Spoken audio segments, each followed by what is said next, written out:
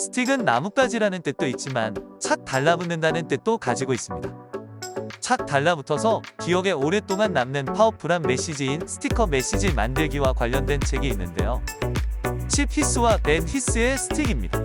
현대사회에서 효과적이고 강력한 메시지를 만들고 전달하는 것은 매우 중요합니다. 삶을 살아가는데 필요한 모든 것들은 홍보를 통해 사람들에게 팔린다고 해도 과언이 아닌데요. 어떻게 하면 더 많이 판매할 수 있는지가 이 메시지에 달려 있습니다. 아무리 좋은 상품이 있다고 하더라도 소비자에게 어필하지 못하면 사라지게 됩니다. 이는 물건뿐만 아니라 정말 다양한 것들에 적용이 되는데요. 요즘은 홍보 시대라고 할 수 있을 정도로 자기 자신조차도 SNS를 통해 브랜딩하는 세상입니다. 대중들과 더욱 친밀하게 소통하며 홍보할 수 있는 여건이 갖추어져 있는데요. 짧은 시간에 어떻게 하면 효과적으로 메시지를 전달할 수 있는지 책 스틱을 통해 그 법칙을 알아보겠습니다. 스틱의 저자인 칩 히스는 시카고 대학 경영대학원 교수였으며 현재 스탠퍼드 대학 경영대학원 조직행정론 교수인데요. 그의 스티커 메시지 만드는 법에 대한 강의는 굉장한 인기를 누렸으며 카피라이터와 기자, 마케터, 작가, 대기업 등에서 많은 관심을 받았습니다. 이 책의 또 다른 저자인 벤 히스는 하버드 경영대학원을 졸업했으며 듀크 기업교육원에서 워크아웃 전문가 및 컨설턴트로 활동하고 있는데요.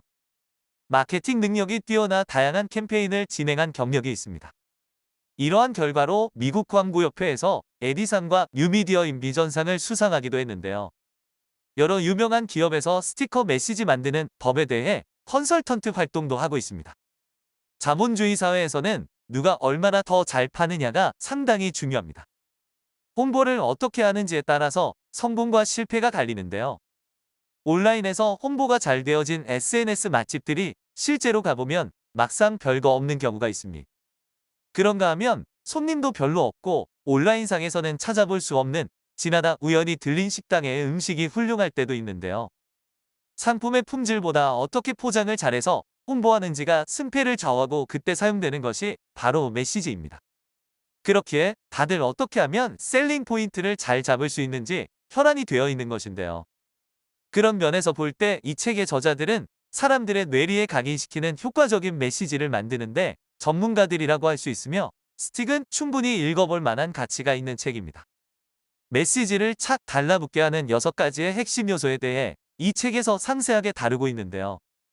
사람들의 기억에 오래 남고 사람들로 하여금 무언가 행동을 하게 만드는 효과적인 메시지는 천재만 만드는 것이 아닙니다.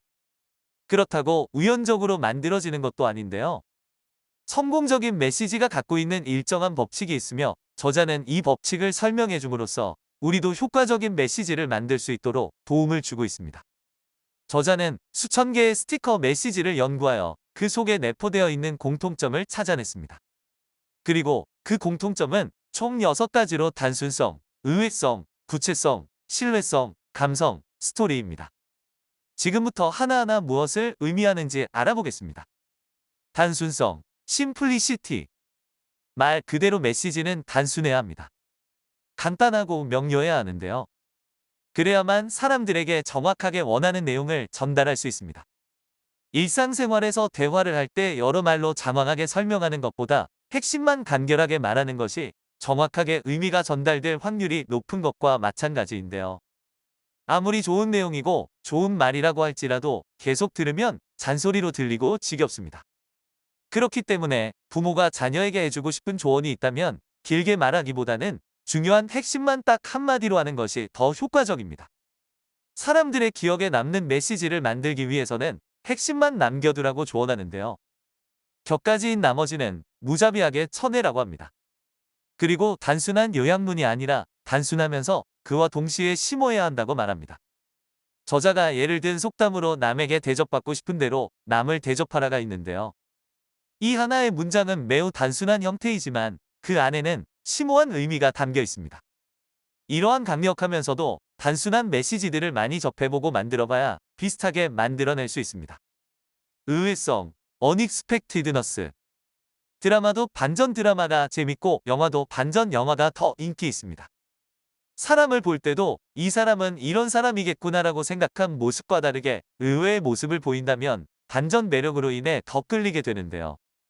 메시지도 마찬가지입니다.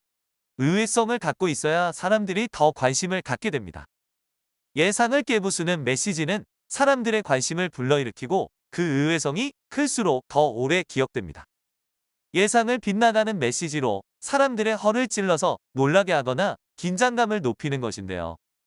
이러한 방법으로 사람들을 집중시킬 수 있지만 주의할 점도 존재합니다. 저자는 이러한 놀라움이라는 감정은 오래 지속되지 않는다고 말하는데요. 그렇기 때문에 사람들을 계속 집중하게 하려면 주기적인 자극이 있어야 합니다. 자동차의 비상등이 계속 깜빡이는 것을 생각하면 쉽게 이해할 수 있는데요. 한번 불이 들어오면 그것으로 잠시 집중을 할 수 있긴 합니다. 하지만 지속적인 관심과 집중을 이끌어내기 위해서는 불이 그냥 켜져 있는 것보다 깜빡이는 것이 더욱 효과적인 이치와 같습니다. 구체성, 콘크리트니스. 메시지는 구체적일수록 명확하게 전달될 수 있습니다.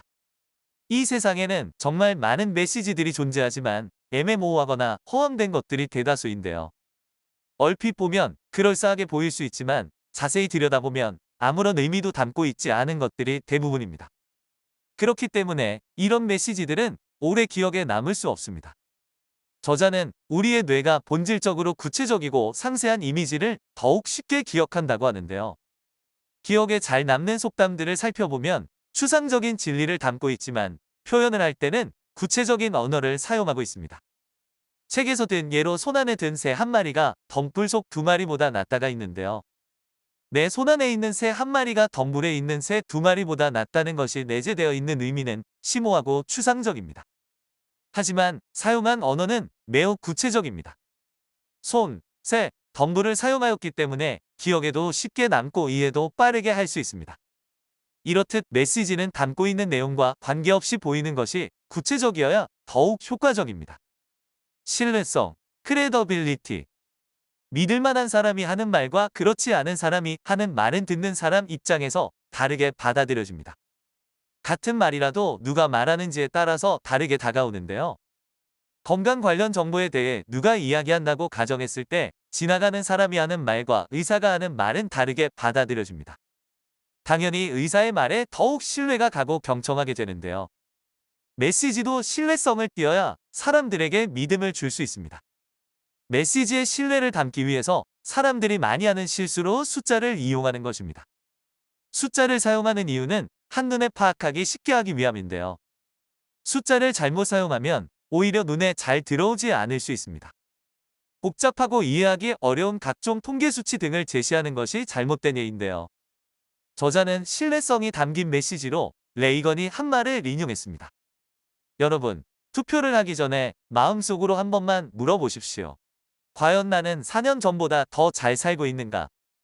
그는 복잡하고 어려운 통계 수치를 사용하지 않고도 대중들로 하여금 생각하는 메시지를 던져 신뢰를 얻었습니다. 감성, 이모션.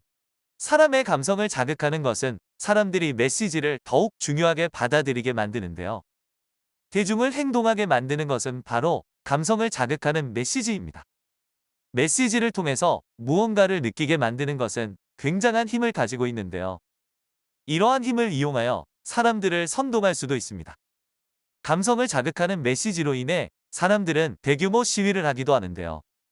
무언가를 하게 하거나 하지 않게 만들 때 추상적인 개념을 사용하면 잘 먹히지 않습니다. 우리는 사람이기 때문에 같은 사람에게 더욱 동요할 수밖에 없습니다. 예를 들어 어떤 것이 건강에 해롭다고 단순히 설명을 하는 것은 그 해로운 것을 사람들이 사용하지 않도록 하는데 별로 효과가 없는데요. 반면 그 해로운 것을 만드는 회사가 불법적인 일을 저질렀다고 선전하면 대중들은 반발심을 가지고 보이콧을 하게 될 것입니다. 이야기, 스토리. 스토리는 특정 상황에 직면했을 때 당황하지 않고 신속하게 대처할 수 있게 만드는데요. 그 예로 저자는 소방수들이 출동할 때 동료들과 서로 스토리를 교환하는 것을 들었습니다. 출동을 하면서 서로의 경험들을 나누면 현장에서 마주하게 될 다양한 변수에 빠르게 적응하고 대처할 수 있는데요. 스토리를 듣는 것을 통해 간접적으로 경험하고 대응책을 미리 준비하게 된 것입니다. 어떠한 상황에 대해서 머릿속으로 생각해 보는 것은 예행 연습의 효과를 볼 수 있는데요.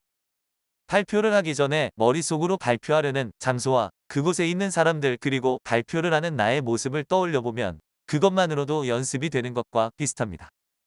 스토리 전달을 통해서 사람들에게 원하는 행동을 이끌어낼 수 있습니다. 나쁜 소문 없애기. 이 책은 어떻게 하면 스티커 메시지를 만들 수 있는지 그 방법에 대해 주로 다루고 있는데요. 한번 인식된 스티커 메시지를 어떻게 없앨 수 있는지 스티커를 떼는 방법도 궁금할 것입니다.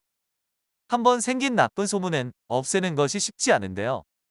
강력한 메시지를 만드는 법칙 6가지와 함께 저자는 나쁜 소문을 어떻게 해결해야 하는지도 책의 뒷부분에서 짧게 소개하고 있습니다. 사람의 뇌리에 박힌 강력한 스티커 메시지는 아쉽게도 제거하는 것이 불가능하다고 합니다. 하지만 그렇다고 해서 평생 나쁜 소문의 스티커 메시지를 가지고 살아야만 하는 것은 아닌데요. 스티커 메시지를 제거하는 방법은 없지만 다른 더 강력한 스티커 메시지로 덮어버리는 것은 가능합니다. 왜 스티커 메시지를 부인하는 것으로는 메시지를 제거하는 것이 불가능한지 그 예를 들어보겠습니다. 연예인들이나 정치인들에게 따라다니는 나쁜 소문이나 꼬리표가 있다고 가정해 보겠습니다. 그것이 사실이든 사실이 아니든 대중들은 관심이 없는데요. 그것을 제거하기 위해서 사실이 아니라고 아무리 이야기해도 대중은 믿지 않을 뿐더러 관심조차 없습니다. 일부의 경우는 사실이 아닌 나쁜 소문에 오히려 더 관심이 집중되기도 합니다. 반박하려 할수록 더 부각되기 때문에 시간이 약일 수 있는데요. 사람들의 기억에서 희미해질 때까지 기다리거나 아니면 그보다 강력한 메시지를 제공해야 합니다. 저자는 맥도날드의 지렁이 버거 사건을 예로 제시했는데요. 맥도날드의 햄버거 고기에 지렁이가 사용된다는 소문이 존재했고 이러한 나쁜 소문을 없애기 위해 맥도날드가 아무리 노력을 해도 소문은 사그라들지 않았습니다. 사실이 아니라고 반박할수록 사람들의 인식에는 오히려 맥도날드 햄버거 고기에 지렁이가 사용된다는 인식이 더욱 박히게 되었는데요. 맥도날드 CEO 레이 크록이 내놓았던 해법은 우리는 햄버거 패티에 지렁이 고기를 쓸 재정적 능력이 없습니다. 라고 말하는 것이었습니다. 햄버거에 사용되는 고기보다 지렁이가 더 비싸다는 것을 어필한 것인데요. 이는 의외성이 포함된 스티커 메시지로 기존의 스티커 메시지보다 더 착 달라붙어 사람들의 인식을 바꿀 수 있게 되었습니다. 그러므로 어떠한 메시지에 대응하기 위해서는 그보다 더 효과적인 메시지로 싸우면 됩니다. 내용이 유익하셨으면 구독과 전체 알림 설정, 좋아요 부탁드리겠습니다. 감사합니다.